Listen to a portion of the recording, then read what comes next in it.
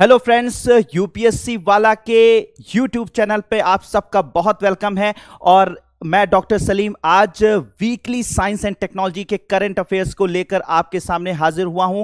इस सेक्शन में, इस वीडियो में हम लोग साइंस एंड टेक्नोलॉजी से जुड़ी हुई जो पिछले हफ्ते के जितने भी इवेंट्स रहे हैं, जो भी बहुत इंपॉर्टेंट इवेंट रहे हैं, जो हॉट टॉपिक्स रहे हैं, उनको बहुत डिटेल में डिस्कस करेंगे। और इस तरीके से डिस्कस करेंगे कि इसमें अगर इस तरीके से डिस्कस किया जाएगा इन सारे टॉपिक्स को कि इसमें से किसी भी तरीके का क्वेश्चन अगर यूपीएससी एग्जाम में आए तो आप आसानी से उसको कर सकें। और साथ ही साथ ये आपके नॉलेज बेस को भी बढ़ाएगा और बहुत ही इंटरेस्टिंग होने वाला है ये वीडियो। तो चलिए हम लोग स्टार्ट करते हैं। सबसे पहले मैं आपको दिखाता हूं कि कौन कौन से बहुत ही इंपॉर्टेंट टॉपिक हम लोग इसमें डिस्कस करने वाले हैं। तो सबसे पहले सारस रेडियो टेलीस्कोप के बारे में डिस्कस करने वाले हैं, क्या इसने किया है।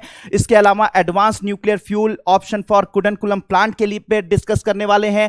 ब्लू बगिंग बहुत ज्यादा इस वीक जो है चर्चा में रहा, डिस्कशन में रहा, उसके बारे में डिस्कशन करेंगे। रैंसमवेयर अटैक जो इंडिया में हुआ है उस पर डिस्कशन करेंगे और साथ ही साथ इंट्रानेजल कोविड वैक्सीन के बारे में डिस्कशन करेंगे।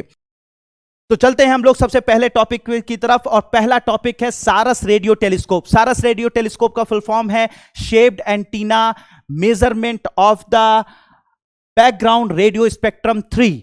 ठीक है, और इसे बनाया है रामन रिसर्च इंस्टीट्यूट बेंगलुरु ने। तो रामन रिसर्च इंस्टीट्यूट बेंगलुरु ने इस सारस नाम के रेडियो टेलीस्कोप को बनाया और इस रेडियो टेलीस्कोप को दांडी गन्ना हल्ली लेक और शारवती बैकवाटर्स में इसको लगाया गया, जो कि नॉर्दर्न कर्नाटका में मौजूद है। वहां पर इसको 2020 में लगाया गया। ठीक है, इस रेडियो टेलीस्कोप को तो 2020 में इस रेडियो टेलीस्कोप को लगाया गया। तो आज ये क्यों डिस्कशन में है, आज क्यों ये चर्चा में बना हुआ है, क्यों करंट अफेयर्स में है। तो अगर मैं इसके बारे में आपको बताऊं तो इसने जो जबरदस्त तरीके की इंफॉर्मेशन हमें दी है, उस तरीके की इंफॉर्मेशन बहुत कम रेडियो टेलीस्कोप इस दुनिया में दे पाते हैं। और वो इंफॉर्मेशन क्या है उसको समझने की कोशिश करते हैं, किस लिए ये चर्चा में रहा, क्यों ये डिस्कशन में रहा, उसको समझने की कोशिश करते हैं। तो ये जो सारस रेडियो टेलीस्कोप है, अभी हाल में इसने जो आपके यूनिवर्स के अंदर कुछ रेडियो तरंगों को, इसने कुछ रेडियो वेव्स को इसने कैप्चर किया। और जब उन रेडियो वेव्स को कैप्चर किया तो यह पता लगा कि ये रेडियो वेव्स उस समय की रेडियो वेव्स हैं जब अर्ली फॉर्मेशन ऑफ यूनिवर्स हो रहा था, यानी कि जब यूनिवर्स नया नया बन रहा था तब की ये रेडियो वेव्स हैं। और ये रेडियो वेव्स कहां से आई हैं कि जब माना यह जाता है कि जब यूनिवर्स का जो फॉर्मेशन है वो एक इवेंट से हुआ था जिसे बिग बैंग का इवेंट कहते हैं। तो ये जो बिग बैंग का इवेंट हुआ था जिससे इस पूरे यूनिवर्स का फॉर्मेशन हुआ था, तो जब बिग बैंग हुआ यानी एक जबरदस्त तरीके का विस्फोट हुआ जिसमें बहुत सारा मैटर बना, बहुत सारा पदार्थ बना। और जब यह मैटर बिग बैंग के बाद बना और इस पूरे यूनिवर्स में स्पेस और टाइम में फैलने लगा और आज भी फैल रहा है, तो जब यह बिग बैंग हुआ था तो उस बिग बैंग के वक्त यानी जब वो ब्लास्ट हुआ था उसके बाद लगभग 200 मिलियन ईयर्स के बाद, यानी कि उस बिग बैंग की घटना, उस बिग बैंग के इवेंट के 200 मिलियन ईयर्स के बाद कुछ स्टार्स, कुछ गैलेक्सीज का फॉर्मेशन हुआ। यानी बिल्कुल अर्ली स्टेज, जब यूनिवर्स का फॉर्मेशन हो रहा था उसका बिल्कुल अर्ली स्टेज, जिसे हम लोग कॉस्मिक डॉन स्टेज भी बोलते हैं।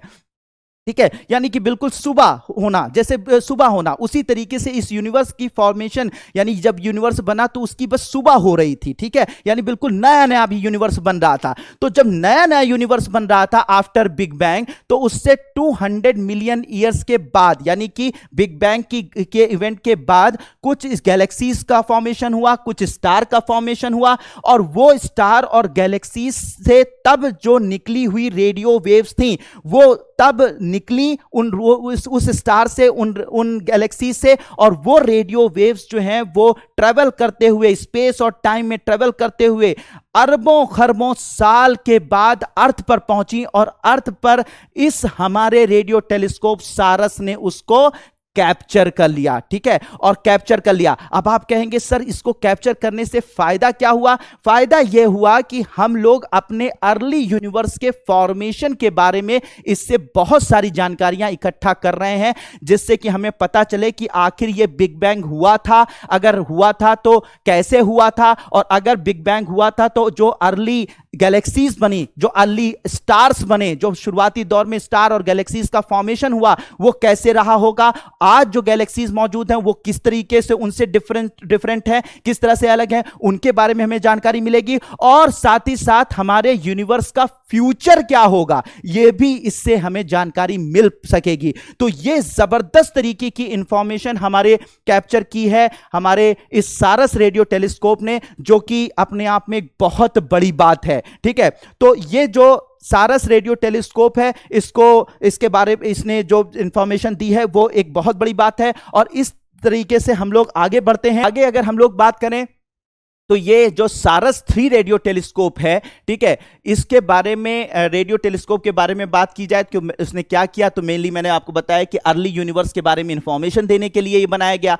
ठीक है, इसके बाद रामन रिसर्च इंस्टीट्यूट के बारे में अगर हम बात करें जिसने इसको बनाया है, तो ये रामन रिसर्च इंस्टीट्यूट, क्योंकि कभी कभी यूपीएससी उन इंस्टीट्यूशंस के बारे में भी क्वेश्चन पूछ लेता है, या जरूरी नहीं कि किसी एक ही घटना के बारे में, किसी एक इवेंट के बारे में क्वेश्चन पूछे, उस इवेंट के चारों तरफ की सारी इंफॉर्मेशन आपको होनी चाहिए। कहीं से भी यूपीएससी क्वेश्चन पूछ लेता है तो रामन रिसर्च इंस्टीट्यूट क्या है इसके बारे में भी आप जान लीजिए। रामन रिसर्च इंस्टीट्यूट जो है वो एक इंस्टीट्यूट है साइंटिफिक रिसर्च का, और इसको बनाया था, इस इंस्टीट्यूट को एस्टैब्लिश किया था नोबेल लॉरेट यानी नोबेल पुरस्कार विजेता सीवी रमन ने 1948 में। तो सीवी रमन जी ने इस इंस्टीट्यूट को बनाया था। पहले तो ये इंस्टीट्यूट प्राइवेटली काम करता था, लेकिन बाद में जो है ये जो इंस्टीट्यूट है सर वीवी रमन का, उसे गवर्नमेंट ऑफ इंडिया ने फंड देना स्टार्ट कर दिया और गवर्नमेंट रेगुलेटेड हो गया। ठीक है, रेगुलेटेड हो गया। अब आगे बात करते हैं हम लोग बात करते हैं कि भाई ये जो रेडियो टेलीस्कोप्स क्या होते हैं, रेडियो वेव टेलीस्कोप्स क्या होते हैं, उन पर अगर हम लोग बात करें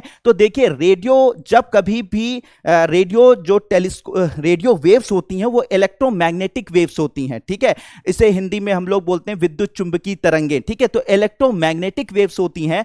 तो ये इलेक्ट्रोमैग्नेटिक वेव्स किसी भी यूनिवर्स में जो भी बॉडीज होती हैं उनसे ये प्रोड्यूस होती रहती हैं, रेगुलर प्रोड्यूस होती रहती हैं। अगर कोई गैलेक्सी है, कोई स्टार्स है, तो उसमें से रेडियो वेव्स निकलती रहती हैं। तो ये जो रेडियो वेव्स होती हैं, ये रेडियो वेव्स जो है अगर किसी गैलेक्सी से आती हैं तो उस गैलेक्सी से आने वाली रेडियो वेव्स को ये रेडियो टेलीस्कोप कैप्चर करते हैं, और फिर उसको कैप्चर करके उसको रिसीव करके उसे एम्पलीफाई करते हैं, यानी उसको थोड़ा सा एम्पलीफिकेशन करते हैं, उसे जो है और क्लियर बनाते हैं। ठीक है, और उसके बाद उसको कंप्यूटर में रिकॉर्ड कर दिया जाता है और कंप्यूटर में उसकी एनालिसिस की जाती है कि आखिर इन रेडियो वेव्स का मतलब क्या होता है। तो एक होते हैं ऑप्टिकल टेलीस्कोप, जो कि जो गैलेक्सीज होती हैं, स्टार्स होते हैं, उनसे आने वाली लाइट को एब्जॉर्ब करते हैं और फिर उनको एम्पलीफाई करके उनसे डेटा लेकर फिर उनकी एनालिसिस की जाती है। और दूसरे होते हैं रेडियो टेलीस्कोप, जो कि ऑप्टिकल यानी ये लाइट वेव्स को नहीं रिसीव करते, बल्कि किसको रिसीव करते हैं, रेडियो वेव्स को रिसीव करते हैं। जो गैलेक्सीज या स्टार से निकलने वाली जो रेडियो वेव्स होती हैं उनको ये कैप्चर करके एम्पलीफाई करके और उसको जो है वो एक डेटा की तरह से फीड किया जाता है कंप्यूटर्स पर। फिर साइंटिस्ट उनकी एनालिसिस करते हैं कि इन रेडियो वेव्स का मतलब क्या होता है।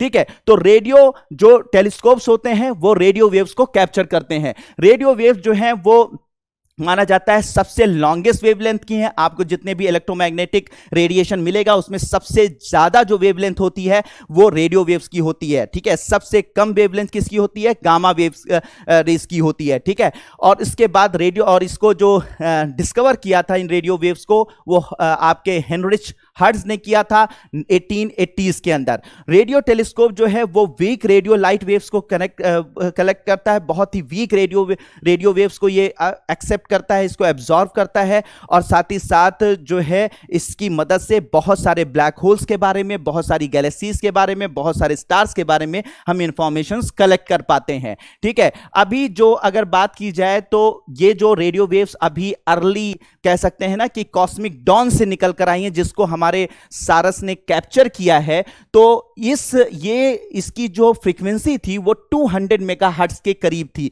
सिर्फ 200 मेगाहर्ट्ज के करीब थी। मतलब जब से वो निकली होगी अरबों साल वो रेडियो वेव्स चली होंगी, पूरे के पूरे यूनिवर्स में उन्होंने ट्रैवल किया होगा, फिर ट्रैवल करने के बाद अरबों सालों के बाद जाकर, बिलियन ईयर्स के बाद जाकर वो हमारी अर्थ तक पहुंची होंगी, जिसको हमारे रेडियो टेलीस्कोप ने कैप्चर किया। तो वहां से जब निकली होंगी तो आते आते आते आते काफी वीक पड़ गई और सिर्फ 200 मेगाहर्ट्ज की फ्रीक्वेंसी वाली रह गई और उसको भी कैप्चर कर लिया हमारे टेलीस्कोप ने, ठीक है। और इसके अलावा एक और दिक्कत होती है, बहुत मुश्किल होती है रेडियो टेलीस्कोप की, इतनी जो फेंट, इतनी जो धीमी जो रेडियो वेव्स होती हैं उनको कैप्चर करने में इसलिए भी दिक्कत होती है क्योंकि ये जो रेडियो टेलीस्कोप्स रेडियो वेव्स आती हैं कॉस्मिक जो भी बॉडीज हैं उनसे जो आती हैं, उनमें दिक्कत ये होती है कि जब वो अर्थ में इंटर करती हैं तो हमारे जो एंथ्रोपोजेनिक यानी कि जो इंसान जो है वो रेडियो वेव्स क्रिएट करता है, मतलब कि अपने रेडियो मेट से, टेलीविजन से, इस तरीके की जो रेडियो वेव्स क्रिएट करता है वो उनको हिंड्रेंस क्रिएट करती हैं, यानी उनमें रुकावट पैदा करती हैं।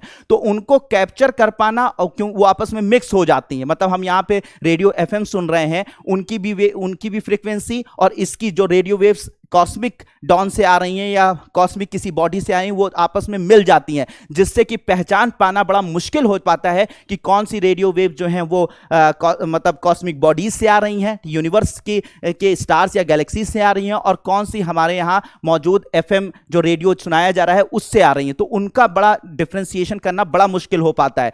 तो इसलिए भी रेडियो वेव्स को डिटेक्ट करना, उनको कैप्चर करना और उनके बारे में एनालिसिस करना बहुत मुश्किल काम होता है। लेकिन इस हमारे जो रेडियो टेलीस्कोप ने इसको कैप्चर किया है और वो सबूत दिए हैं कि अर्ली गैलेक्सीज कैसी थी, अर्ली स्टार्स कैसे थे, तो उनके बारे में इसके बारे में जानकारी दी गई है। तो ये एक बहुत बड़ा इवेंट है, अगर हम एस्ट्रोनॉमी के हिसाब से देखें तो ये बहुत बड़ा इवेंट है। 200 मिलियन साल के बाद का इवेंट हम लोगों ने कैप्चर किया है। तो होप कि ये जानकारी, ये इंफॉर्मेशन आप लोगों को बहुत ही पसंद आई होगी, ठीक है। अब अगर हम लोग बात करें कि सेकंड टॉपिक पर चलते हैं, तो सेकंड टॉपिक की अगर बात की जाए तो advance nuclear fuel option for Kudankulam plant, ठीक है। कुडनकुलम प्लांट जो है वो एक न्यूक्लियर पावर प्लांट है जिसके बारे में एडवांस न्यूक्लियर फ्यूल ऑप्शन दिया है रशिया ने। एक्चुअली इसको फ्यूल देने का काम कौन कर रहा है? रशिया कर रहा है। तो रशिया, जो इंफॉर्मेशन ये रही है कि Russian state owned nuclear energy corporation Rosatom, ठीक है, Rosatom has offered a more advance fuel option to India's largest nuclear power station at Kudankulam, which will allow its reactors to run for an extended 2-year cycle without stopping to load fresh fuel. अब इसको थोड़ा मोटा मोटा समझ लेते हैं, ठीक है, जिससे कि आपको ये पूरी इंफॉर्मेशन समझने में बहुत ही आसानी होगी। होता यह है कि जब कभी भी किसी न्यूक्लियर फ्यूल की बात, न्यूक्लियर रिएक्टर की बात की जाती है, तो न्यूक्लियर रिएक्टर जो है उनके अंदर न्यूक्लियर फ्यूल रखा जाता है, उनके वो न्यूक्लियर फ्यूल से चलते हैं। न्यूक्लियर फ्यूल यूरेनियम 235 हो सकते हैं, जो न्यूक्लियर फ्यूल जो है वो प्लूटोनियम हो सकता है। तो इससे हमारे जो रिएक्टर्स होते हैं चलते हैं, इस फ्यूल से चलते हैं। और आपको पता है कि वो कैसे काम करते हैं, उन पर जब न्यूट्रॉन का बम्बार्डमेंट, यानी कि ये फिशन टेक्नोलॉजी से काम करते हैं। जब यूरेनियम पर जब हाई स्पीड न्यूट्रॉन को मारा जाता है तो यूरेनियम जो है वो छोटे एटम्स में बदल जाता है, ठीक है, छोटे एटम्स में बेरियम और क्रिप्टन में बदल जाता है, प्लस जो है वो खूब सारी एनर्जी का प्रोडक्शन होता है। तो इस एनर्जी का यूज हम लोग क्या कर लेते हैं, वाटर को बॉयल करने में यूज कर लेते हैं, ठीक है। और इससे वाटर के बॉयल करने से जो स्टीम जनरेट होती है, उसी स्टीम की मदद से हम लोग क्या करते हैं, टरबाइंस चलाते हैं और इलेक्ट्रिसिटी जनरेट होती है। तो एक छोटा सा मैंने आपको इसलिए बता दिया कि जिन लोगों को नहीं पता है, बहुत अर्ली स्टेज में अपनी तैयारी के हैं, तो उनको मैंने बता दिया। क्या मैंने बताया कि जब यूरेनियम क्या है, ये न्यूक्लियर फ्यूल है, तो जब यूरेनियम पर हाई स्पीड न्यूट्रॉन का बम्बार्डमेंट किया जाता है तो ये दो छोटे एटम्स में बेरियम और क्रिप्टन में टूट जाते हैं। और जब यूरेनियम टूटता है तो टूटने से एनर्जी प्रोड्यूस होती है, और ये एनर्जी क्या करती है, न्यूक्लियर रिएक्टर के अंदर वाटर को बॉयल करती है, और वाटर के बॉयल्स की वजह से स्टीम जनरेट होती है, और ये स्टीम क्या करती है, टरबाइंस को मूव कराती है। टरबाइंस जब मूव करती हैं तो उसी से एग्जैक्टली इलेक्ट्रिसिटी जनरेट होती है, ठीक है। तो ये काम करते, ऐसे न्यूक्लियर रिएक्टर्स काम करते हैं, ठीक है। अब होता क्या है कि ये यूरेनियम जो होता है वो न्यूक्लियर फ्यूल है, ठीक है। अब ये जो न्यूक्लियर फ्यूल है, ठीक है, न्यूक्लियर फ्यूल है, इस न्यूक्लियर फ्यूल को क्या किया जाता है, हमारे एटॉमिक जो रिएक्टर्स होते हैं उसमें डाला जाता है, ठीक है। अब डाला जाता है, अब जब ये पूरी तरीके से यूटिलाइज हो जाते हैं, कंप्लीट पूरा फ्यूल खत्म हो जाता है, तो उसके बाद न्यूक्लियर रिएक्टर को रोकना पड़ता है, और फिर उसके बाद नया फ्यूल इसके अंदर रिफ्यूल करना पड़ता है। सीधी सी बात है, जैसे कि आपकी बैटरी डिस्चार्ज हो जाती है तो आप फिर से उसे चार्ज करते हैं, वैसे ही हमारे जो न्यूक्लियर रिएक्टर होते हैं, जब उनके अंदर फ्यूल खत्म हो जाता है तो उन्हें फिर से क्या करना पड़ता है, नए फ्यूल उनके अंदर डालने पड़ते हैं, फिर से वो अगले कुछ महीनों या कुछ सालों तक चलता रहता है। ठीक है, तो कुडुनकुलम प्लांट के अंदर जो है वो अभी जो इससे पहले जो हम लोग फ्यूल देते थे, वो फ्यूल हम लोग कुडुनकुलम रिएक्टर में यूटीवीएस फ्यूल सिस्टम देते थे, इस यूटीवीएस फ्यूल सिस्टम देते थे। और याद रखिएगा,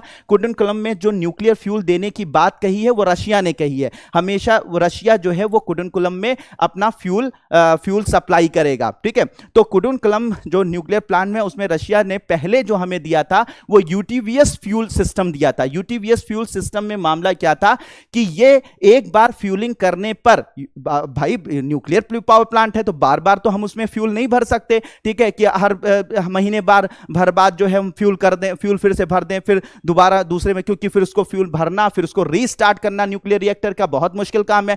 इसलिए पहली बार जो रशिया ने हमें जो फ्यूल टेक्नोलॉजी दी थी वो यूटीवीएस फ्यूल सिस्टम कहा जाता है उसे। इसकी फ्यूल साइकिल 12 मंथ की थी, मतलब 12 महीने तक फिर आपको न्यूक्लियर रिएक्टर में रीफ्यूलिंग करने की जरूरत नहीं होती थी। ठीक है, और उसके बाद जब 12 महीने कंप्लीट हो जाते थे तो फिर उसके बाद जो भी यूज्ड फ्यूल है उसको निकालकर खत्म अलग कर दिया जाता था और उसके बाद नई फ्यूलिंग कर दी जाती थी, नए फ्यूल उसके अंदर भर दिया जाता, फिर अगले 12 महीने में न्यूक्लियर रिएक्टर को स्टॉप करके फिर रिफ्यूल कर दिया जाता था। ऐसे काम चलता था। लेकिन यह लगा कि बार बार रिएक्टर को रोकना, फिर उसके बाद उसको रिफ्यूल करना, फिर रिस्टार्ट करना एक मुश्किल काम हो रहा था। तो रशिया ने फिर हमें क्या किया, अभी अर्ली 2022 में, इसी साल के शुरुआती महीनों में एक हमें दूसरा ऑप्शन दिया, और वो दूसरा ऑप्शन क्या नाम था, टीवीएस 2M फ्यूल। ठीक है, टीवीएस 2M फ्यूल सिस्टम। तो टीवीएस 2M फ्यूल सिस्टम जो दिया वो उसमें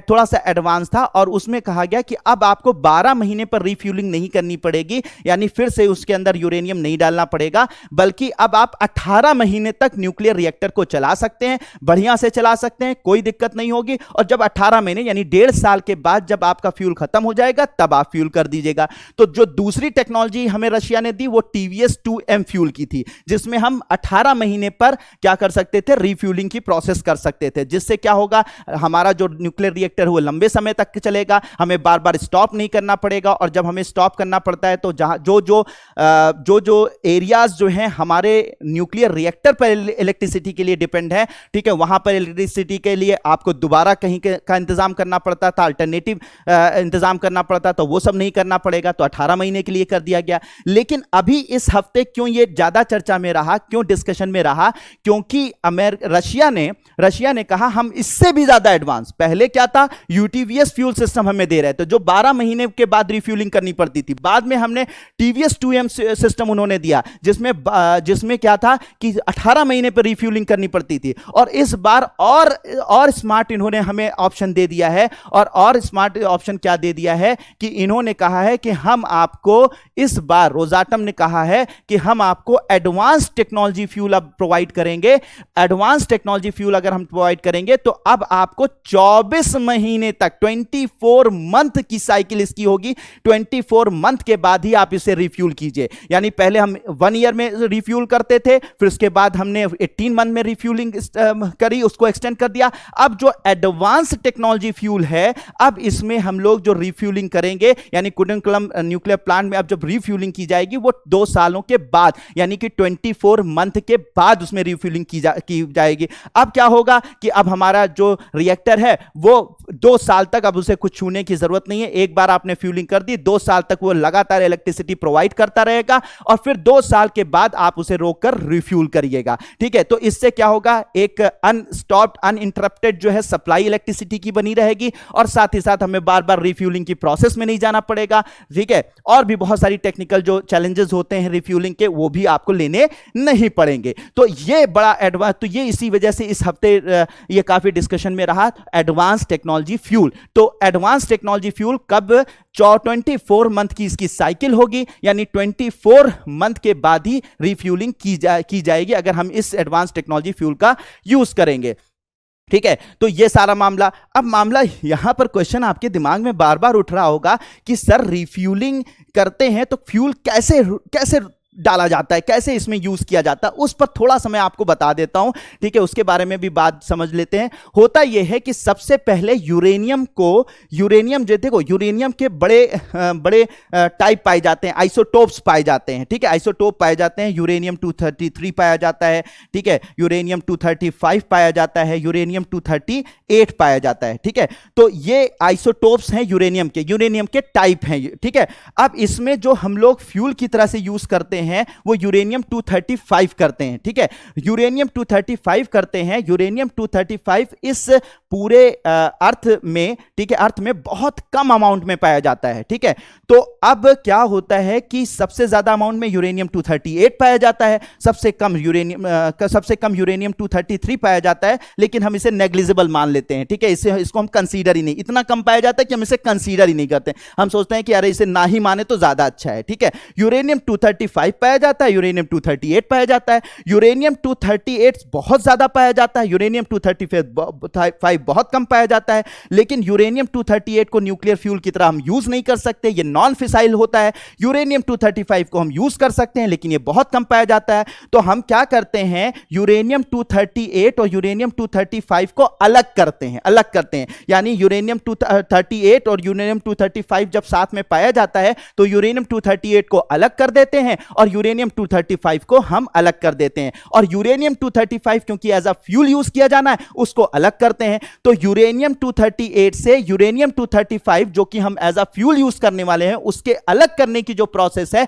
उसे हम इनरिचमेंट, यूरेनियम इनरिचमेंट की प्रोसेस बोलते हैं। क्या बोलते हैं? यूरेनियम इनरिचमेंट की प्रोसेस कहा जाता है। तो यूरेनियम इनरिचमेंट की प्रोसेस क्या है? बहुत ही सिंपल लैंग्वेज में आपको बता रहा हूं। क्या होता है, अर्थ में जो है वो यूरेनियम पाया जाता है, मेनली यूरेनियम 238, यूरेनियम 235। यूरेनियम 238 बहुत हाई अमाउंट में पाया जाता है, यूरेनियम 235 बहुत कम अमाउंट में पाया जाता है। लेकिन फ्यूल की तरह से हम न्यूक्लियर रिएक्टर में क्या यूज करते हैं? यूरेनियम 235। तो हम यूरेनियम 238 से को अलग कर देते हैं, यूरेनियम 235 को अलग कर देते हैं। यूरेनियम जो 235 हम अलग करते हैं, जो कि हम फ्यूल की तरह यूज करने वाले हैं, तो इस प्रोसेस को अलग करने की, इस प्रोसेस को हम लोग यूरेनियम इनरिचमेंट बोलते हैं। बहुत ज्यादा पॉपुलर ये टर्म है, यूरेनियम इनरिचमेंट। इंटरनेशनल रिलेशन में भी ये काफी डिस्कशन में किया जाता है, तो इसे यूरेनियम इनरिचमेंट कहते हैं। अब ये जो यूरेनियम इनरिच हो जाता है, यानी यूरेनियम 235 को हम जब अलग कर लेते हैं तो इसको यूरेनियम डाइऑक्साइड में कन्वर्ट करते हैं, ठीक है। यूरेनियम डाइऑक्साइड में बहुत सारी प्रोसेस होती हैं, उसके थ्रू हम इसे यूरेनियम डाइऑक्साइड में कन्वर्ट करते हैं।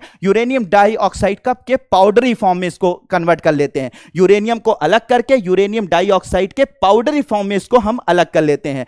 फिर यूरेनियम डाइऑक्साइड के पाउडरी फॉर्म में, यानी इसे पाउडर की फॉर्म में हम जब अलग कर लेते हैं, ठीक है, उसके बाद हम इससे छोटी छोटी पैलेट्स बनाते हैं, यानी छोटे छोटे कैप्सूल टाइप के बनाते हैं, ठीक है, छोटी छोटी गोलियां बनाते हैं इस टाइप की, ठीक है। इस टाइप की गोलियां होती हैं यूरेनियम पैलेट की तरीके से। ये देखिए, यूरेनियम पैलेट की तरह पैलेट्स बनाते हैं, यूरेनियम की छोटी छोटी गोलियां बनाते हैं। किसके?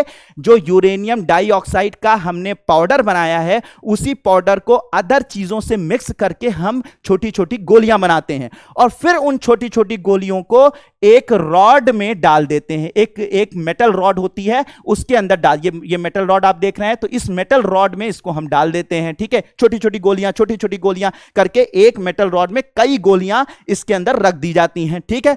और फिर इस मेटल रॉड को हम निकाल कर, ठीक है, इन रॉड्स को क्या करते हैं, एक साथ बहुत सारा बंच ऑफ रॉड्स बना लेते हैं, ठीक है। इस तरीके की बंच ऑफ रॉड्स होती हैं, उनके अंदर सारी रॉड्स को हम लगा देते हैं। एक साथ कम से कम 40, 50, 60 जो भी हैं रॉड्स, उनको इकट्ठा करके ऐसे लगाकर ये बना दिया जाता है, पूरा का पूरी असेंबली बना दी जाती है, ठीक है।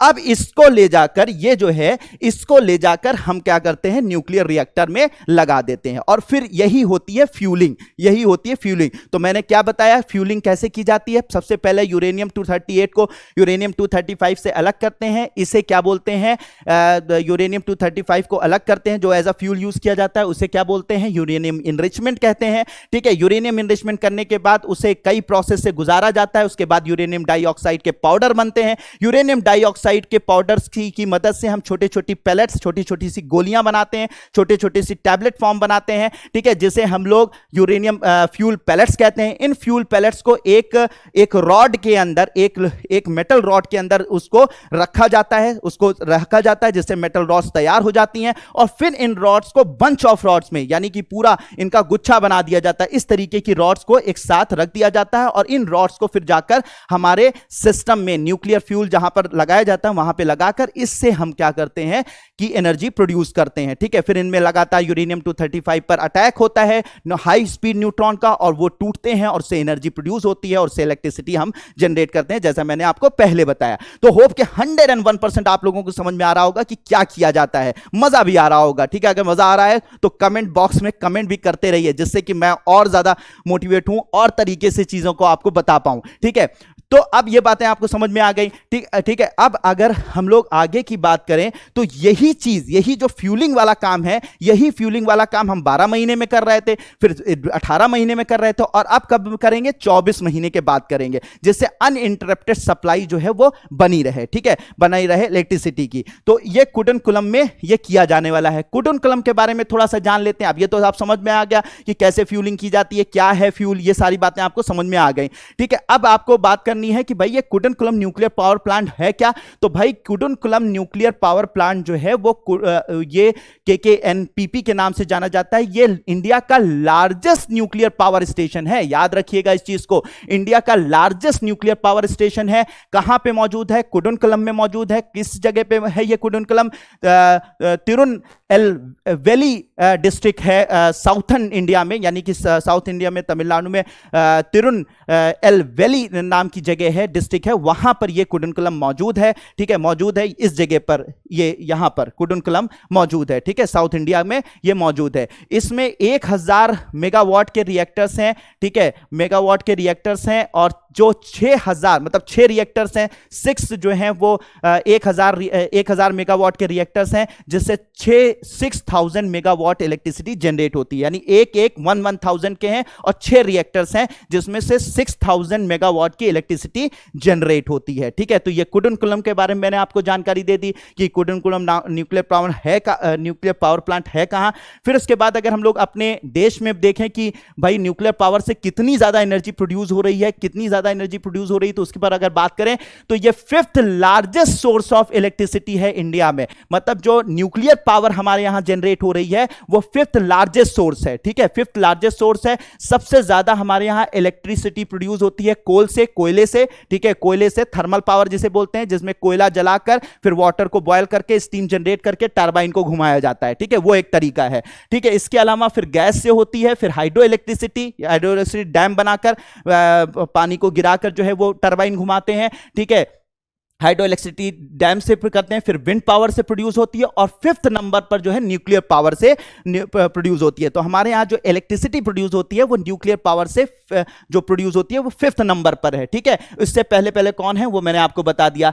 एज नवंबर 2020 इंडिया के पास 22 न्यूक्लियर रिएक्टर हैं, ठीक है, 22 न्यूक्लियर रिएक्टर हैं, जिनकी कैपेसिटी 7380 मेगावाट की है। कितनी? 7380 मेगावाट की 22 न्यूक्लियर रिएक्टर से 7380 मेगावाट की इलेक्ट्रिसिटी जनरेट की जा सकती है, ठीक है। 2020-21 में अगर हम बात करें तो 3.11% जो टोटल इलेक्ट्रिसिटी जनरेट हुई है इंडिया में, जो भी पावर जनरेशन इंडिया में पावर जनरेशन हुई है, उसका 3.11% जो है वो न्यूक्लियर एनर्जी से सप्लाई की गई है, एनर्जी से प्राप्त हुई है। बात समझ में आ गई? तो होप कि ये टॉपिक भी आप लोगों को 100% क्लियर हुआ होगा। मैंने बताया ना, कमेंट बॉक्स में कमेंट जरूर करते रहिएगा, नए टॉपिक्स के बारे में भी कमेंट करते रहिएगा, जो मैं आप लोगों को एक्सप्लेन कर पाऊं। होप कि ये पॉइंट्स आप लोगों को 100% क्लियर हो गए होंगे, ठीक है।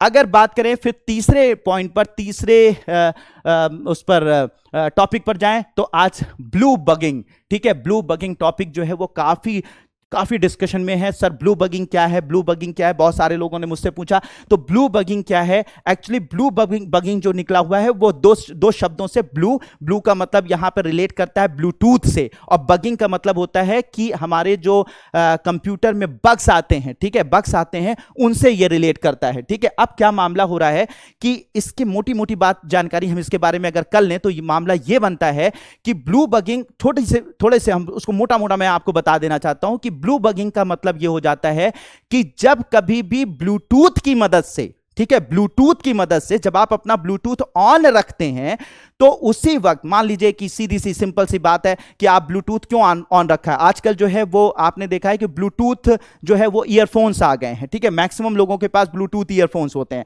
अब आपने ब्लूटूथ ईयरफोन्स को पहन लिया, अपना ब्लूटूथ ऑन कर दिया, अब ब्लूटूथ आपने ऑन कर दिया, ब्लूटूथ ईयरफोन से कनेक्ट हो गया, कभी आपने उसको रख दिया और ब्लूटूथ ऑन ही रह गया। तो ऐसी कंडीशन में कुछ हैकर्स होते हैं, वो हैकर्स क्या काम करते हैं, जो भी डिस्कवरेबल डिवाइसेस होती हैं जिसमें ब्लूटूथ ऑन होते हैं, तो उन्हें वो क्या करती रहती हैं, ट्रैक करती रहती हैं। जैसे आपका ब्लूटूथ ऑन उनको मिल गया, वैसे ही वो क्या करेंगी, वो आपके उस ब्लूटूथ को हैक करने की कोशिश करेंगी, उससे कनेक्ट होने की कोशिश करेंगी। और एक बार ब्लूटूथ के को उन्होंने हैक कर लिया और आपके अंदर, आपके कंप्यूटर में या आपके फोन के अंदर अगर वो इंटर कर गए तो आपके पूरे फोन का सारा डेटा उनके कब्जे में आ जाएगा। ठीक है, आपके हर मैसेज को वो पढ़ सकते हैं, हर एक तरीके की जानकारी इकट्ठा कर सकते हैं, हर एक जानकारी को दूसरों को बेच सकते हैं। ठीक है, बेच सकते हैं, आपके बैंक अकाउंट्स तक पहुंच सकते हैं, मतलब आपके कंप्यूटर या आपके फोन में उनका पूरा का पूरा कब्जा हो जाएगा।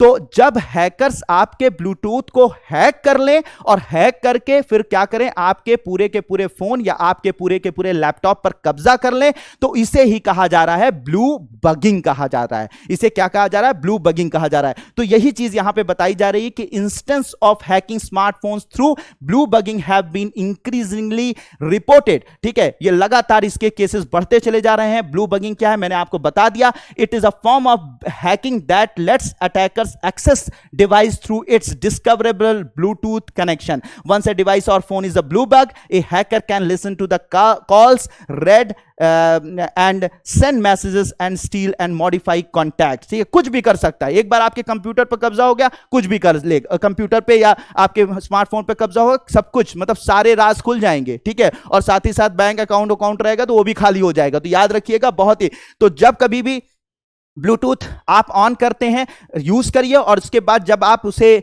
नहीं यूज कर रहे हैं तो उस वक्त तो आप स्विच ऑफ कर दीजिए।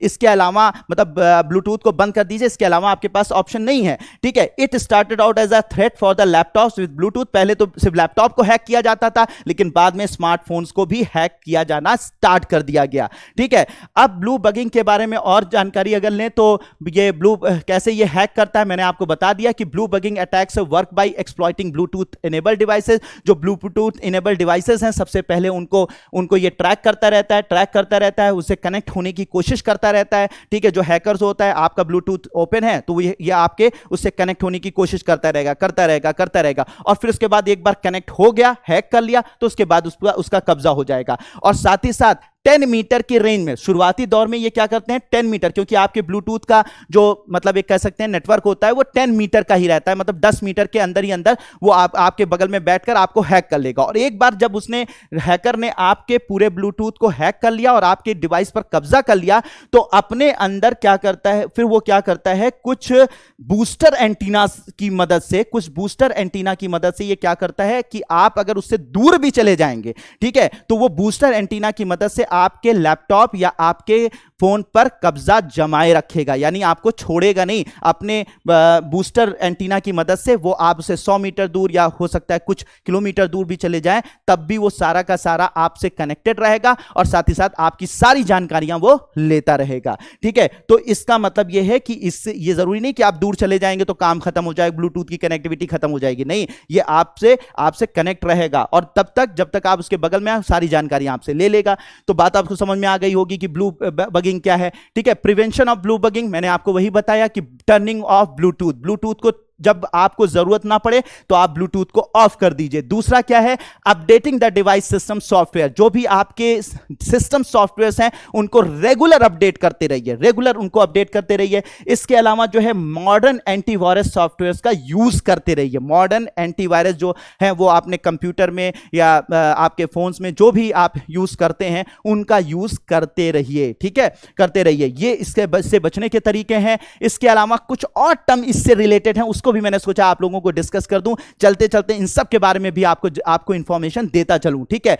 जैसे एक टर्म है ब्लू जैकिंग, ठीक है, ब्लू जैकिंग। तो ब्लू जैकिंग में क्या होता है, सिंपल सी समझने की कोशिश करिए। ब्लू जैकिंग में क्या होता है, ब्लू जैकिंग में वो कोई भी हैकर होता है वो आपके ब्लूटूथ को हैक कर लेता है, ठीक है, हैक कर लेता है, लेकिन ज्यादा कुछ नहीं कर पाता। आपके ब्लूटूथ से वो कनेक्ट हो जाएगा और कनेक्ट होकर क्या करेगा, आपको जबरदस्ती के मैसेजेस सेंड करेगा, जबरदस्ती की फोटोज सेंड करेगा, जबरदस्ती को आपको इरिटेट करेगा, बस उससे ज्यादा आपको कोई नुकसान नहीं पहुंचा पाता। तो ब्लू जैकिंग भी ब्लूटूथ का की हैकिंग है, लेकिन बहुत ज्यादा नुकसान नहीं पहुंचाती। आपको इरिटेट करने के लिए, आपको परेशान करने के लिए आप की जाती है और आपको जबरदस्ती के फोन मैसेजेस किए जाते हैं और भी बहुत सारी चीजें आपको भेजी जाती रहती हैं। तो ये सिर्फ इरिटेट कर सकता है, आपके बहुत ज्यादा नुकसान नहीं पहुंचाता। तो ब्लू जैकिंग भी ब्लूटूथ हैकिंग ही है, लेकिन यह बहुत ही कम नुकसान पहुंचाती है, ठीक है। दूसरा आ जाता है ब्लू स्नर्फिंग, ठीक है। ब्लू स्नर्फिंग की अगर बात की जाए तो ये थोड़ा सा सीरियस हो जाता है। ये क्या काम करेगा कि आपके this form of hack is more serious than bluejacking and can leave open some of the private information. मतलब ये है कि एक बार आपके अंदर ब्लूटूथ के थ्रू ये इंटर हो जाना, और इंटर होकर ब्लू स्नर्फिंग में क्या किया जाता है कि आपकी फोटोज देख लेंगे, आपके मैसेजेस पढ़ लेंगे, ठीक है, आपके डेटा को एक्सेस कर पाएंगे, ठीक है, ये हो जाता है। लेकिन ये है कि पूरी तरीके से कंट्रोल नहीं होता है। मतलब जाकर सिर्फ छुप छुप कर क्या करना है, चोरी से देखना है कि आप क्या कर रहे हैं, आप कौन सी आपके उसमें फोन में कौन से फोटोज मौजूद हैं, किस किस तरीके की मैसेज आपके पास आते हैं। मतलब आपका स्पाई करना है, ठीक है, आपका स्पाई करना है, आपका थोड़ा सा मतलब एक तरीके से जासूसी करना है। तो उसके लिए क्या यूज की जाती है, ब्लू स्नर्फिंग यूज की जाती है। तो ब्लूटूथ हैकिंग ये भी है, लेकिन इसमें आपकी सिर्फ आपके इंफॉर्मेशंस को सिर्फ देखा जाता है, लेकिन बहुत ज्यादा नुकसान आपको नहीं होगा। अब भाई नुकसान, आपने कुछ ऐसी चीजें डाल रखी हैं लैपटॉप पे या उस पर आपके फोन पर कि जो वाकई में उसको देखना ही बहुत बड़ी बात है, तब तो फिर आपके लिए वो डिपेंड करता है ना इंडिविजुअल पर कि वो आपकी ब्लू स्नर्फिंग से आपको कितना नुकसान पहुंचने वाला है। वो डिपेंड करता है कि आप अपने फोन में किस तरीके का डेटा रखा हुआ है। तो ब्लू स्नर्फिंग भी खतरनाक हो सकती है और बहुत ज्यादा खतरनाक नहीं भी हो सकती। वो डिपेंड करता है इंडिविजुअल पर कि उसके फोन में किस तरीके का डेटा मौजूद है। लेकिन ये थोड़ा सा लेस थ्रेट वाली होती है ब्लू बगिंग से। ब्लू बगिंग का मामला ये होता है कि ये ब्लूटूथ इसमें हैक होता है और हैक करने के बाद एक बार आपके उसके अंदर ये इंटर कर गया, हैकर इंटर कर गया आपके फोन के अंदर, आपके कंप्यूटर के अंदर, तो पूरी तरीके से आपके कंप्यूटर को या आपके फोन को पूरी तरीके से हैक कर चुका होता है। पूरी तरीके से उसका कमांड होता है, वो चाहे तो आपकी जो भी इंफॉर्मेशन है उसे चुरा कर उसे दूसरों को भेज दे, इवन कि दूसरों से वो कनेक्ट कर सकता है। मतलब आपके ब्लूटूथ को जिससे आप कनेक्ट ना होना चाहें उससे कनेक्ट कर सकता है, आपके सारे डेटा को वो कैप्चर कर सकता है, मैसेजेस कर सकता है, ठीक है, कुछ भी कर सकता है। मतलब पूरी तरीके से आपके फोन पर, आपके लैपटॉप पर उसका कब्जा हो जाता है। तो इसे ब्लू बगिंग कहते हैं। तो ब्लू जैकिंग, ब्लू स्नर्फिंग और साथ ही साथ ब्लू बगिंग, जिसमें सबसे खतरनाक डेंजरस ब्लू बगिंग है, ठीक है, फिर उसके बाद ब्लू स्नर्फिंग है, फिर ब्लू जैकिंग है। मुझे लगता है ये तीनों टर्म भी आप लोगों को 100% क्लियर हो गए होंगे, ठीक है, बिल्कुल क्लियर है, ठीक है। कमेंट बॉक्स में कमेंट करते रहिए, ठीक है, कमेंट करते रहिए। फिर उसके बाद अगर बात करें इसके अलावा जो है वो अगर बात की जाए तो अभी एक बहुत ज्यादा इसी तरीके से सॉफ्टवेयर की अगर बात की जा रही है तो इस वक्त बहुत ज्यादा डिस्कशन में चल रहा है, इस हफ्ते काफी डिस्कशन में रहा। वो क्या था, रैंसमवेयर अटैक इन इंडिया। कहां पर हुआ ये भाई अटैक, आप लोगों को पता होगा। रैंसमवेयर अटैक जो है वो एम्स में कर दिया गया। एम्स जो इंडिया का सबसे बड़ा हॉस्पिटल माना जाता है, सबसे एडवांस हॉस्पिटल माना जाता है, जहां पर माना जाता है कि 15 लाख आउट पेशेंट हैं। आउट पेशेंट मतलब कि जो ओपीडीज में पेशेंट देखे जाते हैं, सालाना 15 लाख लोगों का वहां पर इलाज किया जाता है। इसके अलावा जो है हॉस्पिटल में भर्ती रहकर लगभग 80,000 पेशेंट के केसेस हर साल देखे जाते हैं। यानी कि 15 लाख लोग जो आते हैं इलाज कराने के लिए, 80,000 लोगों को भर्ती करके इलाज किया जाता है, उन्हें इन पेशेंट कहा जाता है। तो इतने लोगों का साल भर में इलाज किया जाता है एम्स के अंदर। तो उस एम्स हॉस्पिटल के सारे कंप्यूटर और सारे डेटा को रैंसमवेयर नाम के मालवेयर से अटैक कर दिया गया है। अब सर इसमें भी आप समझ लीजिए मोटा मोटा क्या होता है, समझ में आ जाएगा, बहुत ही होशियार आप लोग हैं, ठीक है। रैंसमवेयर नाम से पता चल रहा, रैंसम लेना। रैंसम लेने का मतलब क्या होता है कि फिरौती लेना, ठीक है। इसमें क्या किया जाता है, सीधी सी सिंपल सी बात है, आपको एक ईमेल भेजा गया, आपके या किसी भी ऑफिशियल ने उस ईमेल को देखा और उसको लगा कि कोई ऑफिशियल ईमेल, हमेशा ऐसा आता है आपके पास कि आपको लगता है कि कोई ऑफिशियल ईमेल है। आपने जैसे उस ऑफिशियल ईमेल पर क्लिक किया, या किसी वेबसाइट, कोई वेबसाइट है, उस वेबसाइट पर आप कोई वेबसाइट एक्सेस कर रहे हैं, एक आपको सजेशन में वेबसाइट आ जाती है, आपने उस वेबसाइट पर क्लिक कर दिया। तो आप जब कभी भी सर्फिंग कर रहे होते हैं उस वक्त किसी वेबसाइट पर अगर आप अनऑथराइज जो आपकी वेबसाइट्स होती हैं, अगर उस पर चले जाते हैं आप, या फिर आपके पास कोई ईमेल भेजा जाता है, अगर आप उस ईमेल पर क्लिक कर देते हैं, तो जैसे आप ईमेल पर क्लिक करते हैं या कोई अनऑथराइज वेबसाइट पर जाते हैं, वैसे ही क्या करते हैं, जो आपके हैकर्स होते हैं वो क्या करते हैं, आपके कंप्यूटर के अंदर घुस जाते हैं। आपके कंप्यूटर के अंदर घुसकर क्या करेंगे कि आपके अंदर जो है वो एक ऐसा मॉलवेयर डाल देंगे, एक ऐसा सॉफ्टवेयर डाल देंगे जो आपके पूरे कंप्यूटर पर कब्जा कर लेगा। कैसे कब्जा करेगा, वो जितनी भी इंपॉर्टेंट फाइल्स होती हैं उन सारी इंपॉर्टेंट फाइल्स को इनक्रिप्ट कर देगा। इनक्रिप्शन का मतलब होता है उसे एक स्पेशल कोड में बंद कर देगा। मतलब जब आप उस फाइल को खोलेंगे तो उसमें क्या होगा, आपसे कोड मांगा जाएगा और कोड आपको पता नहीं होगा। वो कोड किसको पता है, हैकर को पता है। तो क्या किया गया, जैसे आपने ईमेल को क्लिक किया, वैसे ही उस ईमेल को क्लिक करने के बाद आपने किसको एक्सेस दे दिया, एक हैकर को दे दिया। हैकर जो है आपके कंप्यूटर में घुसकर क्या करेगा, आपके जो पूरे के पूरे कंप्यूटर होता है या पूरा कंप्यूटर जो सिस्टम होता है उसकी कुछ फाइलों को या सारी फाइलों को क्या कर देता है, इनक्रिप्ट कर देता है, स्पेशल कोड से लॉक कर देता है।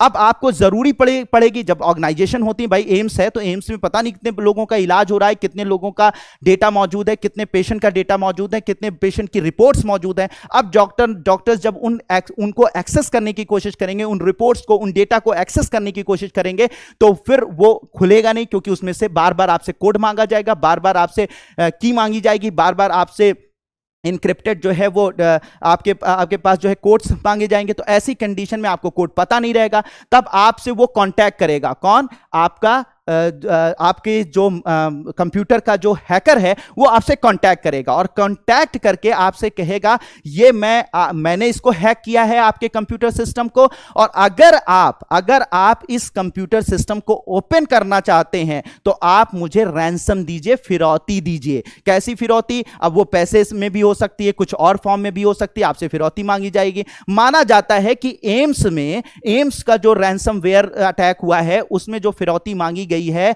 वहां के सारे डेटा को लॉक कर दिया गया है, सारे के सारे डेटा को इनक्रिप्ट कर दिया गया है।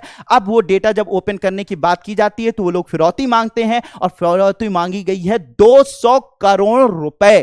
ठीक है, 200 करोड़ रुपए की फिरौती मांगी गई है कि 200 करोड़ रुपए हमें प्रोवाइड कर दीजिए, हम आपकी सारी की सारी जो सारे के सारा जो डेटा है उसे वो क्या कर देंगे, ओपन कर देंगे। ठीक है, उसको फिर आपको उसको कोड डालने की जरूरत नहीं पड़ेगी, हम आपके सारे डेटा को ओपन तभी करेंगे जब आप हमें 200 करोड़ रुपए देंगे। जरा सोचिए, 200 करोड़ रुपए। और ये जो 200 जो भी जब कभी भी रैंसमवेयर या इस तरीके का सॉफ्टवेयर आपके अंदर, मालवेयर आपके अंदर डाला जाता है आपके कंप्यूटर के अंदर, तो हमेशा याद रखिएगा जो पैसे मांगे जाते हैं वो क्रिप्टो करेंसी में मांगे जाते हैं, क्योंकि क्रिप्टो करेंसी की कोई कह सकते हैं ना कि कोई ऑथेंटिकेशन की जरूरत तो होती नहीं है, तो क्रिप्टो करेंसी में मांगे जाते हैं जिसको पूरी दुनिया में यूज किया जा सके। तो क्रिप्टो के फॉर्म में लगभग 200 करोड़ की क्रिप्टो करेंसी इसमें मांगी गई है। ठीक है, अब रैंसमवेयर की अगर बात, रैंसमवेयर के बारे में और थोड़ा सा डिटेल की बात समझे तो मैंने आपको बता दिया कि एक मैलिशियस सॉफ्टवेयर होता है, एक खतरनाक सॉफ्टवेयर होता है, एक मालवेयर होता है जो आपके सिस्टम में घुस जाता है और सारी की सारी चीज़ों को ये क्या कर देता है, इनक्रिप्ट कर देता है। अब ये जो इनक्रिप्शन होता है, ठीक है, इनक्रिप्शन होता है, और ऐसा नहीं है कि ये एक इनक्रिप्शन ये कई तरीके से हो सकता है, उसके बारे में अगर हम लोग देखें तो कई तरीके से ये रैंसमवेयर काम होता है। पहला जो रैंसमवेयर होता है वो लॉकर रैंसमवेयर होता है। लॉकर रैंसमवेयर में क्या क्या करते हैं, जो हैकर्स होते हैं आपके कंप्यूटर में घुसकर, आपके कंप्यूटर में एक मालवेयर डालकर, एक कंप्यूटर में जो है वो सॉफ्टवेयर डालकर, वो क्या करते हैं आपके कंप्यूटर की हर फाइल को लॉक कर देते हैं। हर कंप्यूटर की फाइल लॉक हो, मतलब आप कुछ कर ही नहीं पाएंगे, ठीक है, पूरी तरीके से उसको लॉक कर देंगे, ठीक है। तो उन्हें कहा जाता है लॉकर रैंसमवेयर। फिर आपसे पैसे मांगेंगे कि आपके कंप्यूटर को तभी हम खोलेंगे जब आप पैसे प्रोवाइड करेंगे, तो इसे कहा जाता है लॉकर रैंसमवेयर कहा जाता है। फिर दूसरा होता है क्रिप्टो रैंसमवेयर, ठीक है। क्रिप्टो रैंसमवेयर में क्या होता है कि इसमें सारी डिवाइस को, पूरी डिवाइस को, सारी फाइल्स को जो है वो इनक्रिप्ट नहीं किया जाता, सबको कोडेड में नहीं डाला जाता, उनको हैक नहीं किया जाता, बल्कि कुछ इंपॉर्टेंट फाइल्स पर टारगेट किया जाता है और कुछ इंपॉर्टेंट फाइल्स को ही हैक करके उसको इनक्रिप्ट कर दिया जाता है, यानी स्पेशल कोड डाल दिया जाता है जो आप नहीं खोल सकते। वो कौन खोलेगा, सिर्फ हैकर ही खोल सकता है, ठीक है। तो जब सारा हो जाता है, सारी फाइल्स लॉक हो जाती हैं, तो उसे लॉकर रैंसमवेयर कहते हैं। अगर कुछ फाइल्स, इंपॉर्टेंट फाइल्स को हैक किया गया है, उनको इनक्रिप्ट किया गया है, तो उसे क्रिप्टो रैंसमवेयर कहते हैं। और डबल एक्सटॉर्शन, देखिए एक से एक चीजें हैं। डबल एक्सटॉर्शन में क्या होता है कि आप जरा समझिए कि वो आपसे पैसे भी मांगेगा, ठीक है, और साथ ही साथ जो आपका इंपॉर्टेंट डेटा है उसे बाजार में, उसे जो है वो इसकी, मतलब आप ये समझिए कि जो इंटरनेट की दुनिया है, उस इंटरनेट की दुनिया का एक बहुत ही बड़ी ब्लैक इंटरनेट की दुनिया है, ठीक है। तो वो वहां पर आपके डेटा को बेच भी दिया जाता है। जैसे अंडरवर्ल्ड होता है ना हमारे यहाँ, ठीक है, गलत कामों के लिए, वैसे ही एक अंडरवर्ल्ड जो है वो इंटरनेट की दुनिया भी होती है, इंटरनेट की दुनिया में भी होता है। तो उस रैंसम, तो आपके डेटा को क्या किया जाता है, बेच भी दिया जाता है, ठीक है, बेच भी दिया जाता है, और साथ ही साथ आपसे पैसे भी मांगे जाते हैं। तो आपसे पैसे हमने ले लिए, 200 करोड़ मान लीजिए एम्स ने दे दिया, तो एम्स ने दे दिया तो 200 करोड़ रुपए भी ट्रांसफर हो गए आपके लिए। वो ओपन कर देगा फाइल कि ठीक है, हम आपका कंप्यूटर छोड़ रहे हैं, ठीक है, आपका जो पूरा का पूरा सिस्टम हम छोड़ दे रहे हैं। लेकिन उस डेटा को वो कॉपी करके उससे क्या करेगा, इंटरनेशनल मार्केट में या ब्लैक मार्केट, जो इंटरनेट की ब्लैक मार्केट है, उसमें जाकर उसे बेच देगा, ठीक है, उसे बेच देगा। तो अब ये ब्लैक मार्केट क्या होती है, ये आप पूछ रहे होंगे। तो ब्लैक मार्केट के बारे में अगर वीडियो चाहते हैं तो उसको बताने में थोड़ा डिटेल में मुझे जाना पड़ेगा, तो उसके लिए आप कमेंट बॉक्स में कमेंट कीजिए, जरूर मैं इसके ऊपर वीडियो लेकर आऊंगा कि इंटरनेट की दुनिया की ब्लैक मार्केट कैसे काम करती है और क्या होती है, ठीक है। तो अब यहां पे बात करेंगे। तो अब क्या हुआ, डबल एक्सटॉर्शन। तो डबल एक्सटॉर्शन रैंसमवेयर क्या होते हैं, जो आपके डेटा को क्या करते हैं, इनक्रिप्ट करते हैं, और साथ ही साथ आप से फिरौती भी मांगते हैं, रैंसम भी मांगते हैं, और साथ ही साथ आपके डेटा को मार्केट में बेच भी देते हैं, ठीक। चौथा जो होता है रैंसमवेयर एज अ सर्विस, ये भी काम होता है सर, कि मैंने एक रैंसमवेयर बना दिया, ऐसा मैलिशियस सॉफ्टवेयर बना दिया, खतरनाक सॉफ्टवेयर बना दिया, और फिर इस सॉफ्टवेयर की मदद से मैंने क्या किया कि किसी इंस्टीट्यूशन, किसी ऑर्गेनाइजेशन का कंप्यूटर को बेचा, कंप्यूटर को हमने क्या कर दिया, हैक भी किया। और साथ ही साथ ये अगर किसी ने हमसे कहा कि भाई हम नहीं बना सकते ऐसा सॉफ्टवेयर, हमें जो है वो उधार पर दे दो ये सॉफ्टवेयर, जिससे कि हम भी क्या करना चाहते हैं, ऐसी लूटपाट मचाना चाहते हैं, ऐसे रैंसम लेना चाहते हैं, या किसी ऑर्गेनाइजेशन का जो कंप्यूटर है उसे हैक करना चाहते हैं, तो हम क्या करेंगे, हम तो चोरी कर ही रहे हैं, मतलब पूरा देखिए काला बाजारी है। मतलब यह है कि हमने एक ऐसा सॉफ्टवेयर बनाकर हम दूसरे के कंप्यूटर को हैक कर रहे हैं, उसमें उनसे रैंसम मांग रहे हैं, और साथ ही साथ कोई हमारा जो छुटभैया नेता, छुटभैया गुंडा है ना, तो वो छुटभैया नेता गुंडा हमारे पास आएगा और हमसे कहेगा कि साहब हम तो नहीं बना सकते ऐसा रैंसमवेयर सॉफ्टवेयर, आप हमें उधार पे दे दीजिए, हम हैक करेंगे और हैक करने के बाद रैंसम मांगेंगे, और रैंसम आने के बाद जो पैसा मिलेगा उसका इतना % आपको दे देंगे। तो ये तो बढ़िया है, हमारा सॉफ्टवेयर जो है मल्टीपल जगह यूज होकर और सब जगह की फिरौती मुझे मिले, मतलब मैं गैंग का लीडर हो गया। तो यहां पर यही काम हो रहा है कि मैं गैंग का लीडर हो गया, मैंने रैंसमवेयर सॉफ्टवेयर बनाया, और इसकी मदद से क्या है, 10-20 लोगों को बांट दिया, अपने गुर्गों में बांट दिया, और 10-20 गुर्गे जो है अलग अलग ऑर्गेनाइजेशन पर उन्होंने अटैक किया, वहां से रैंसम लिया, और उस रैंसम का उतना % जो है एक फिक्स % मुझे दे दिया। तो बहुत मतलब पूरा अंडरवर्ल्ड काम कर रहा है सर, कि मतलब मैं पहले हेड, और फिर उसके बाद मेरे बहुत सारे गुर्गे जो हैं अलग अलग ऑर्गेनाइजेशन को हैक करके उनसे रैंसम मांगकर और उनसे क्या करेंगे, उनसे क्या करेंगे, फिरौती लेंगे और उस फिरौती को हमें भी प्रोवाइड करेंगे, उसका एक पर्टिकुलर परसेंटेज से हमें भी प्रोवाइड करेंगे। तो इस तरीके का रैंसमवेयर एज अ सर्विस भी दिया जाता है, ठीक है। तो ये रैंसमवेयर का चौथा टाइप है, ठीक है। तो पहला टाइप जो पूरी तरीके से ब्लॉक कर देता है सारी फाइल्स को, दूसरा टाइप जो है वो क्रिप्टो रैंसमवेयर जो कुछ फाइल्स को लॉक करता है, तीसरा रैंसमवेयर जो होता है वो डबल एक्सटॉर्शन जो आपके डेटा को लॉक भी करता है, आपसे भी रैंसम लेता है और आपके डेटा को बाहर भेज भी देता है, और चौथा जो है वो रैंसमवेयर एज अ सर्विस होता है, यानी कि हमने खुद भी हैक कर रहे हैं हम एक ऑर्गेनाइजेशन को और मल्टीपल ऑर्गेनाइजेशन को मेरे गुर्गे हैक कर रहे हैं और उसका पैसा मुझे मिल रहा है, ठीक है। ये यहां पर मामला हो जाता है। तो कुछ रैंसमवेयर वेरिएंट्स हैं, टाइप हैं, जैसे आर इविल है, वानाक्राई है, डार्क साइड है, ये सब रैंसमवेयर के नाम हैं जो काफी मशहूर हैं दुनिया में। आर इविल नाम का, वानाक्राई नाम का, डार्क साइड नाम का जो रैंसमवेयर है ये काफी मशहूर है, ये नाम है उन रैंसमवेयर सॉफ्टवेयर्स के, ठीक है, वह सॉफ्टवेयर्स के। इसके अलावा एक और टर्म आता है स्पाईवेयर। स्पाईवेयर के बारे में बात करते हैं। स्पाईवेयर में क्या होता है कि आपके कंप्यूटर में, मतलब जैसे आपके पास कोई मैसेज किया, आपने मैसेज ओपन कर दिया, ठीक है, आपके पास कोई ईमेल गया, आपने ईमेल ओपन कर दिया अपने फोन से। जैसे आप ईमेल ओपन करेंगे, जैसे आप मैसेज ओपन करेंगे, उसके लिंक पर जाएंगे, वैसे ही ये कुछ करेगा, कोई नुकसान नहीं पहुंचाएगा, ठीक है। बस आपके कंप्यूटर में या आपके लैपटॉप में या आपके फोन में ये इंटर कर जाएगा, ठीक है, इंटर कर जाएगा, ये हैकर इंटर कर जाएगा और एक ऐसा सॉफ्टवेयर, एक ऐसा मलिशियस सॉफ्टवेयर आपके सिस्टम में अपलोड कर देगा जो क्या करेगा, सिर्फ आपकी स्पाइंग करेगा, यानी कि आपकी जासूसी करेगा। आप किसको मैसेज भेजते हैं, कि कौन सी फोटो खींचते हैं, किसकी फोटो रखते हैं, कैसे बैंक्स में आप लेन देन करते हैं, कितना बैंक में लेन देन करते हैं।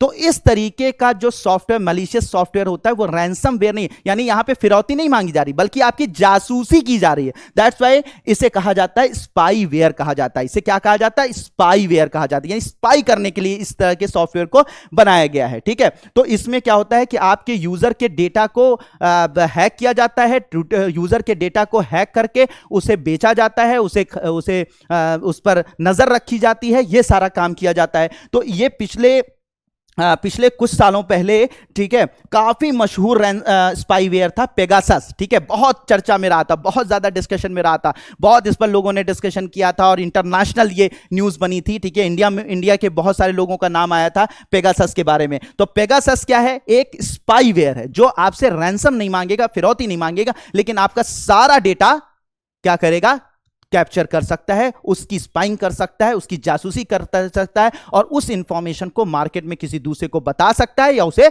बेच सकता है, ठीक है। तो इस तरीके से मैंने आपको बताया कि कौन कौन से ये सॉफ्टवेयर्स होते हैं, डिटेल में हम लोगों ने डिस्कशन किया। इसके अलावा जो है, ये पहली बार नहीं हुआ है कि एम्स जैसी ऑर्गेनाइजेशन, इंस्टीट्यूशन को जो है वो के सॉफ्टवेयर, मतलब पूरे के पूरे सिस्टम को हैक किया गया है। मैं आपको बताऊं, ट्रेंड माइक्रो नाम की साइबर सिक्योरिटी ऑर्गेनाइजेशन है, साइबर सिक्योरिटी पर का लीडर माना जाता है ट्रेंड माइक्रो, ठीक है। ये एक ऐसी ऑर्गेनाइजेशन है जो रिसर्च करती रहती है और हमेशा एनालिसिस करती रहती है किस किस तरीके के खतरे हमारे मतलब दुनिया में, इस इंटरनेट की दुनिया में मौजूद हैं। तो ट्रेंड माइक्रो की रिपोर्ट है, ठीक है, इसी साल ही ट्रेंड माइक्रो की रिपोर्ट है। उनका कहना है कि इंडिया में अप्रोक्सीमेटली 70% ऑर्गेनाइजेशन ऐसी हैं जिनके ऊपर रैंसमवेयर का अटैक हो चुका है, ठीक है, 70%।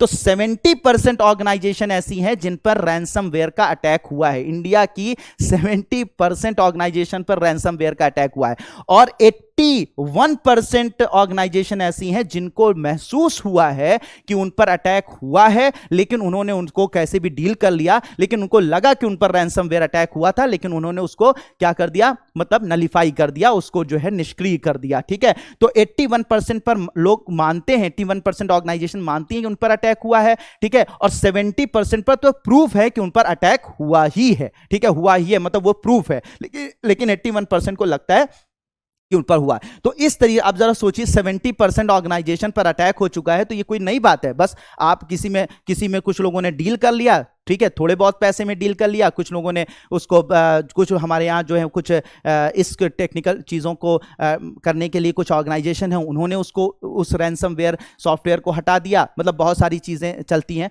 ठीक है, तो उस तरह से हटा दिया। कुछ लोगों को पैसे देने पड़े, कुछ लोगों को नहीं देने पड़े, कुछ लोगों ने अपने और भी कई टेक्निक की मदद से उनको रैंसम देने से बच गए, ठीक है। तो अलग अलग तरीके से उसको डील किया गया, ठीक है। तो ये नई बात नहीं है, ये पूरी की पूरी मतलब 2021 टू 22 में तो बहुत ज्यादा अटैक हुए हैं, ठीक है। हमारे यहाँ इंडिया में एक ऑर्गेनाइजेशन बनाई गई जिसका नाम है सर्ट इन करके, ठीक है, Indian computer emergency response team, ठीक है। ये इसीलिए 2004 में सेट की गई थी कि अगर कभी भी कंप्यूटर पर इंटरनेट के थ्रू या किसी तरीके से अगर कंप्यूटर पर इस तरीके का अटैक होता है तो उसे हम लोग डील करेंगे, ठीक है। तो उसमें बहुत सारे कंप्यूटर इंटरनेट के एक्सपर्ट्स जो हैं वो उसमें रहते हैं, जो इस तरीके के रैंसमवेयर जैसे अटैक जब होते हैं तो उनसे डील करने का काम करते हैं, ठीक है। तो Indian computer emergency response team CERT In setup in 2004, ये जो है नेशनल नोडल एजेंसी है जो कलेक्ट करती है, एनालाइज करती है, सर्कुलेट करती है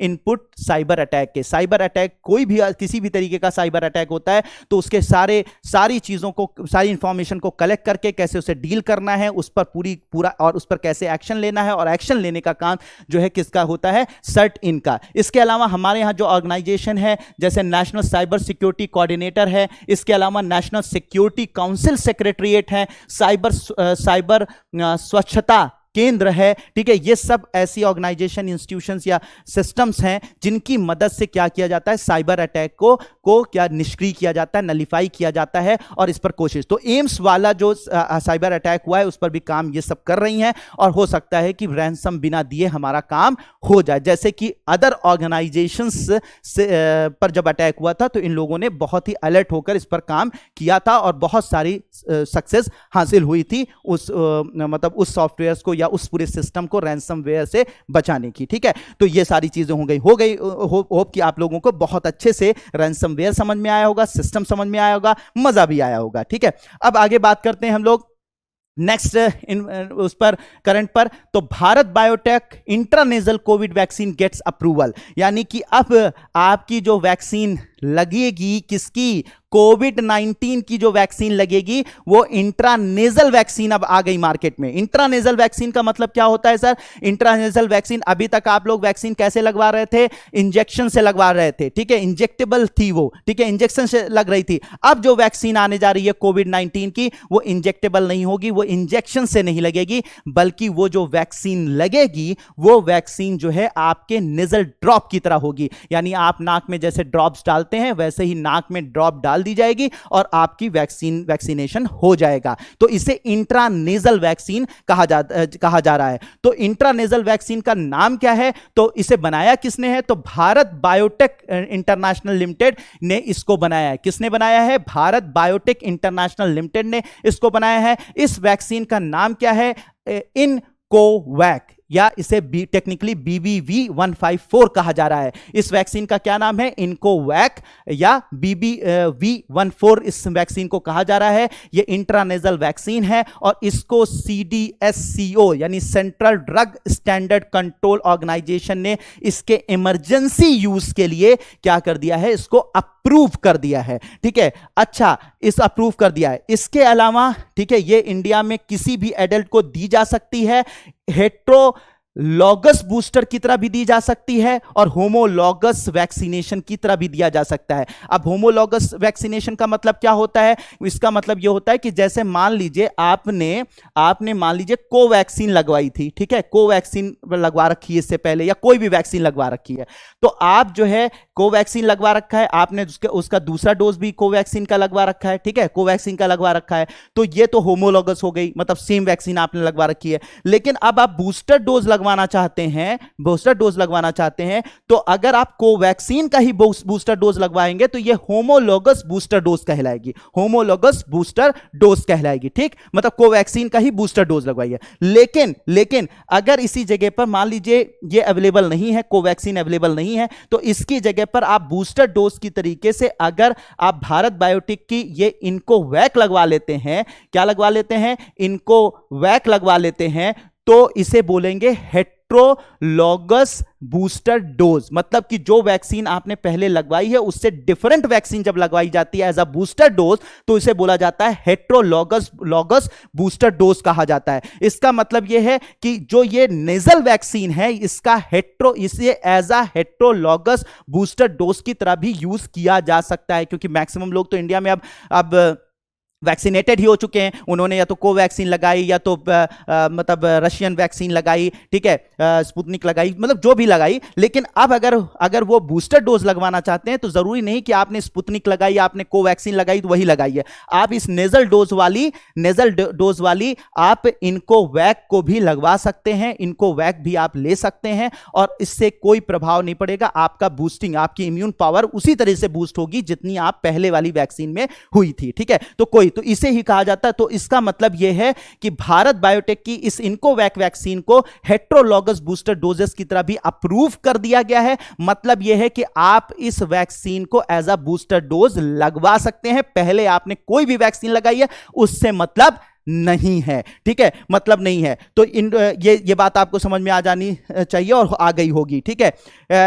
iNCOVACC is the world's first intranasal vaccine, इसके बारे में याद रखिएगा। ये दुनिया की पहली इंट्रानेजल कोविड वैक्सीन है। इंट्रानेजल कोविड वैक्सीन है मतलब इंट्रानेजल कोविड वैक्सीन है, यानी जिसे नोज से दिया जाता है, जिसे नाक से दिया जाता है, ठीक है। और इसके अलावा ये 2 डोज में भी लगाई जा सकती है और साथ ही साथ इसको बूस्टर डोज की तरह भी लगाया जा सकता है, ठीक है। ये 2 से 8 डिग्री सेल्सियस के टेम्परेचर पर में मेंटेन रह सकती है, यानी इसको 2 से 8 डिग्री सेल्सियस में, यानी बर्फ में रख के रखिए तो खराब नहीं होगी। जैसा कि बहुत सारी वैक्सीन को -डिग्री में, माइनस टेम्परेचर में रखना पड़ता है, तो वो एक चैलेंज होता है किसी भी देश के लिए, क्योंकि हमारा देश ऐसा तो है नहीं कि जहां पर ठंडी जगह बहुत गर्मी होती है, तो उसको फिर माइनस टेम्परेचर में मेंटेन कर पाना बहुत मुश्किल होता है। तो बहुत सारी ऐसी वैक्सीन है जो -10 -8 पर रखी जाती हैं, लेकिन इसको नॉर्मल 2 to 8 डिग्री सेल्सियस पर आप रख सकते हैं, यानी कि एक आइस बॉक्स के अंदर इसको रखकर इसको कैरी किया जा सकता है। तो हमारे देश के लिए परफेक्ट है।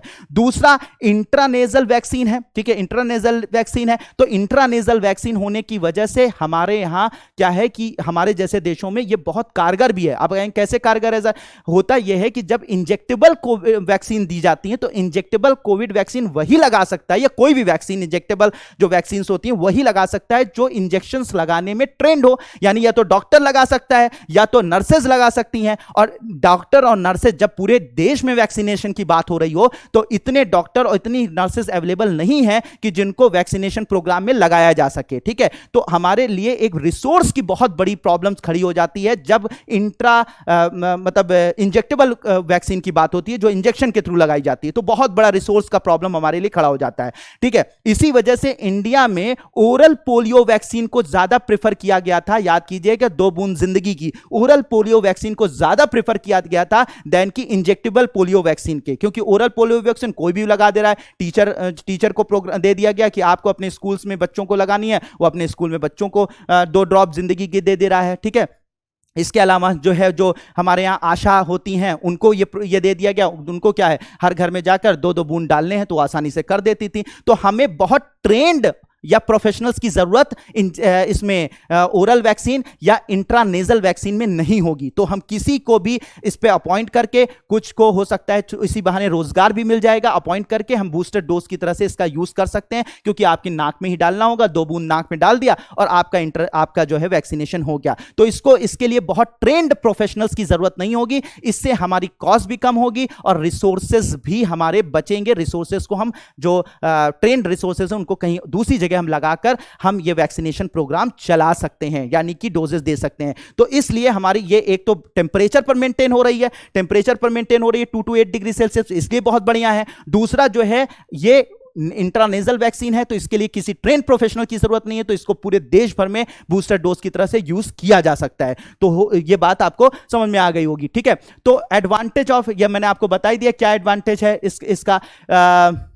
इसका जो first phase 1, 2 and 3 trial clinical trial था वो पूरी तरीके से सक्सेसफुल हो चुका है, ठीक है। और साथ ही साथ intranasal delivery through nasal drop, ठीक है, और ये मैंने आपको बता ही दिया। इसके अलावा जो है कॉस्ट इफेक्टिव है, लो एंड मिडिल इनकम कंट्रीज के लिए कॉस्ट इफेक्टिव भी है, ठीक है, ये भी इसका फायदा है, ये कॉस्ट इफेक्टिव होगी, हर तरीके से कॉस्ट इफेक्टिव होगी, ठीक है। Efficacy of the vaccine is still doubted by the experts, यानी अभी एक्सपर्ट कुछ, अभी क्लिनिकल ट्रायल में ये पूरी तरीके से सक्सेसफुल रही है, लेकिन फिर भी अभी लोगों को डाउट है कि कितनी इसकी इफिकेसी होगी, यानी कितने परसेंट ये जो है हमें कोरोना जैसे वायरस से बचा लेगी। तो अभी इसकी इफिकेसी पर थोड़ा सा डॉक्टर्स को या एक्सपर्ट्स को डाउट है, लेकिन फिर भी ये वैक्सीन मुझे लगता है कि हमारे देश में काफी कारगर साबित होगी, क्योंकि सबको ये वैक्सीनेशन दिया जा सकेगा इसकी मदद से, इंट्रानेजल वैक्सीन की मदद से, नाक में वैक्सीन डालने की मदद से। तो होप कि ये सारे के सारे जो हॉट इश्यूज थे पिछले हफ्ते साइंस एंड टेक्नोलॉजी से जुड़े हुए, ये आप सबको बहुत अच्छे से समझ में आए होंगे। कैसा लगा आपको ये पूरा का पूरा प्रोग्राम? क्या ये प्रोग्राम आगे बढ़ना चाहिए और किस तरीके से आपको कौन कौन से और टॉपिक्स के और वीडियोस चैनल्स पर आने चाहिए, इन सब के बारे में आप कमेंट बॉक्स में जरूर कमेंट कीजिए। और आज के लिए इतना ही काफी है। Thank you so much. May God bless you all.